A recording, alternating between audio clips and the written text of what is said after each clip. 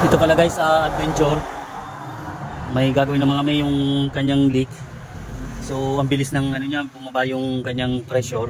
Wala kaming makitang iba dito. Kaya ang ano lang namin, suspect namin, binaklasan namin yung ano nito, yung bali pangalawang gawa na namin to. 3 araw lang siya nawawala. Dati yung leak niya dito lang sa mga fittings niya. Ito pinagpapalitan na namin ng o-ring niya, yung mga leak niya lang. Tapos ngayon ang bilis ng bumaba niya, pati yung kanyang rear evaporator binabaan ko na rin yun. So okay naman siya. Bali ito na lang yung ano namin, ang ano yun namin, mag-focus kami dito sa compressor. Kasi yung pinaka sa may duda ko dito, yung sa may ano niya, shop shelves niya, yun ang kanyang leak dahil dun yung malangis. Pero ang bilis niya bumaba, kaya ibababa namin ito, tapos pressurean muna namin siya ng maibabad namin sa ano, sa tubig. So yung baklasin lang muna namin to guys. Yun. Pero natanggal ko na itong mga planks niya. So yung kanyang bolt na lang binabaklas namin, baba ko lang itong tensioner niya, ibaba ko lang yung kanyang sa tensioner. Ayan guys, natanggal na namin yung compressor nito. So bali, isalpak lang namin itong kanyang planks para mapressurean namin na yun ang compressor na ibaba na namin yan. Ang gagawin na lang namin, isalpak lang namin yung planks na maibabad namin sa tubig. Subukan namin dito sa ilalim o kaya kahit dito sa ibabaw. Tinanggal namin yung mga bracket nito para sakaling maiangat namin. So ito yung kanyang planks. Hawak ko. Ito pa. Kaso masyadong ano, sa ilalim talaga siguro tayo. Para matesting namin yung compressor, kung yun talagang compressor ang may problema, yung nasa shop shelves niya talaga.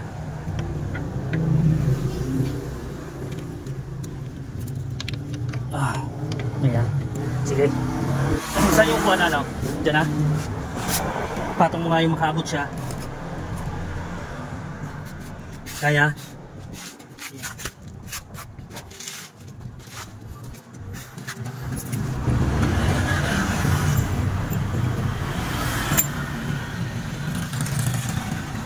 Tataw. Kailangan ano man lang siya makatayo mamaya pag naiksalpak natin yung planks. Makatayo man lang siya para maano natin ang tubig sa may mamaya. Kung yan talaga yung nandyan. Malangis no, yung ilalim, yung gitna no.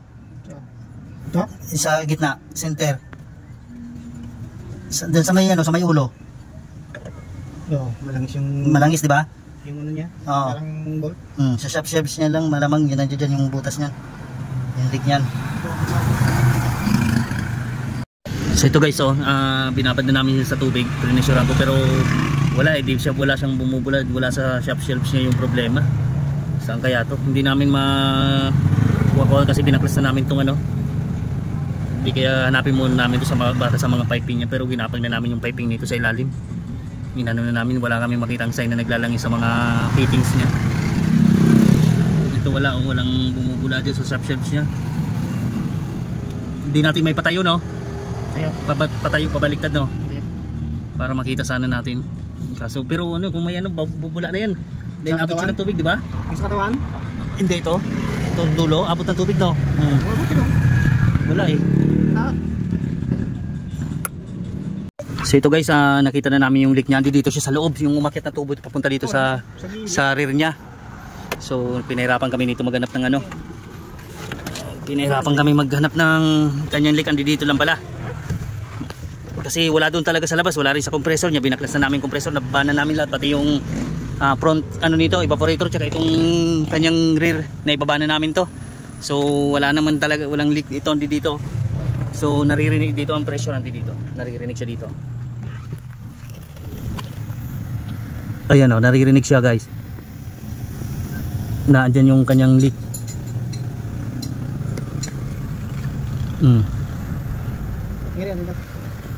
Sandali. So ayan o, nandito sa paakyat. Ayan.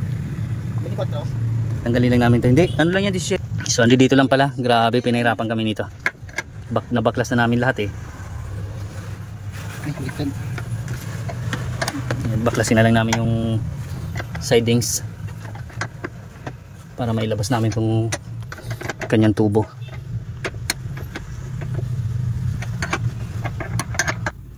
So yan guys, nakita na namin yung leak nya. So babaklasin na lang namin tong kanyang piping. Bali ito guys yung kanyang leak. Ayan oh, kapag ito yung kanyang crack oh. Lalagyan namin ng hangin para sigurado ibabad namin sa tubig. Ayan guys oh.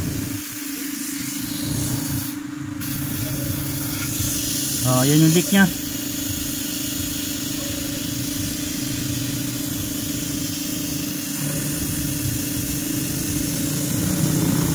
Kaya pinahirapan kami maghanap nito dahil yung tubo niya pataas pala nakatago. Sige.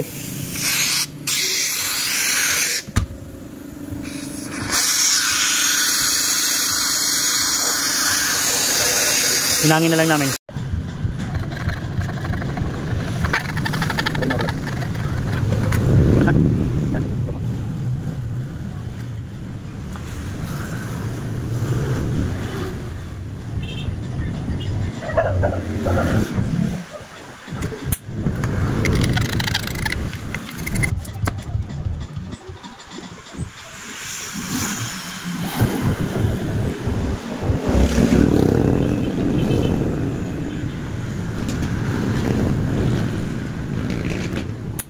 So guys, pressurean ulit namin yung pinaghinangan oh.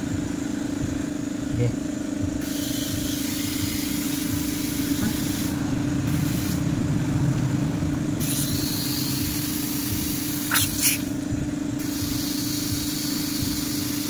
Yan guys, wala na. Sige, hanginan mo ba rin.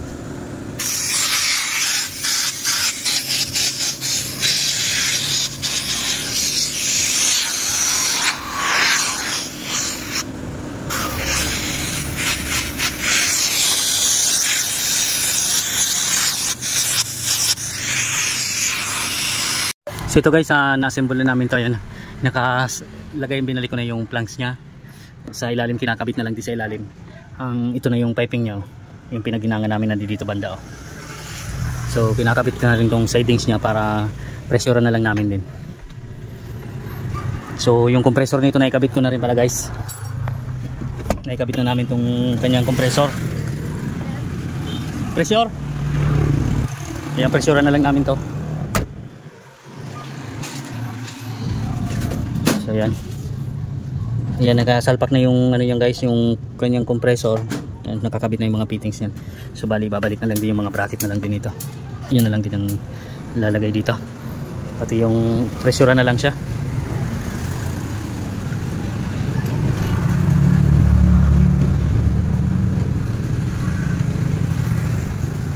Para magkaalaman na.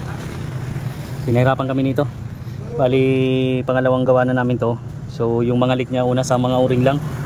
Tapos yun pala inabot lang mga ano siya, mga 5 araw, 3 hanggang 5 araw lang. Wala na laman dahil doon malakas pala yung kanyang leak. Pero nung ni-repair namin tong kanyang o-ring, nung pre-insure namin to, binabad pa namin to. Tagal pa namin to binabad, di naman siya gumalaw sa pressure kasi hindi naman namin kakargahan kapag bumababa pa yung gauge namin. So yan, medyo marupok na rin yung kanyang piping do sa papagyat sa rear. Ito guys, yan 100, babaran ko muna siya ng pressure na 100. So mamaya ko na to gagalawin. I-assemble ko lang muna yung sidings niya doon sa loob para malaman kung gagalaw pa ba siya. Kanina ang bilis lang, 1 minuto pa lang nasa 90 na. Ayan, tignan natin yan kung gagalaw pa ba yan. Bali, sabunin din namin to guys yung pinaghinangan ulit. Double check lang. Ayun yung aming pinaghinangan kanina. Yan yung leak nya. Kaya pala nahirapan kami hanapin. Nandito lang pala. So wala, okay na. Simbolin ko na lang to guys. Ito na lang ilalagay ko, sidings. So yun, nakakabit na yan. Brad, babot ng 17 Brad. Guys, naikabit na namin. Naisalpak na namin to. Tignan namin yung aming pressure. So ayan, hindi na siya gumalaw guys oh. Hindi na siya gumalaw sa 100. Bali ano yun na lang namin to, vacuumin na lang namin to. Kasi sabi ng kasama ko ayaw na daw bumaba. Kaya vacuumin na lang namin. Ito guys, kinargahan namin ito ng Freon. Ayan para matesting na namin. Tapos pagka may karga na to, mamaya linisin ko na lang din itong kanyang condenser, washing na lang din namin.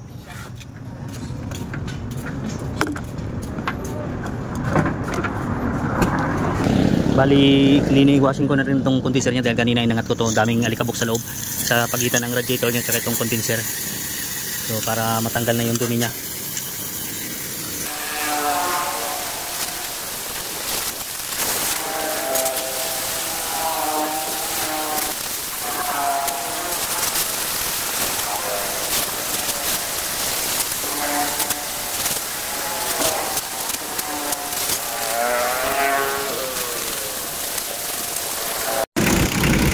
So bali ito guys, kinukumpleto ko na lang to. Ayan. Kinukumpleto ko lang yung kanyang preyon.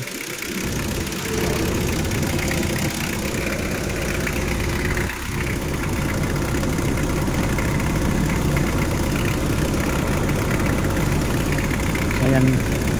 Lumalamig pa lang yung ano na. Palitan pa lang. So ayan guys, okay na yung garga nito. Ayan o. Bali na return na yung kanyang lamig, yung low side niya dito sa ano, yung moisture niya dito na. Okay na to. Bali yan yung kanyang ano.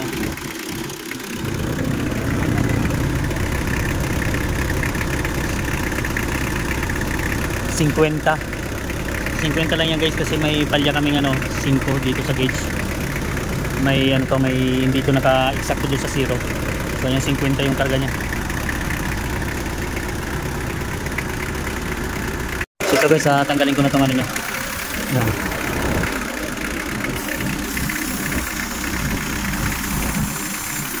Baka nakapos yan.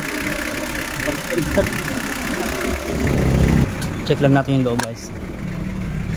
Yun, okay na to.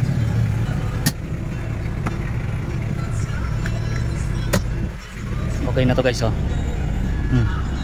Pati yung kanyang rear. Yan. So okay na. Pinahirapan kami maghanap ng leak nito. So ito guys, okay na to.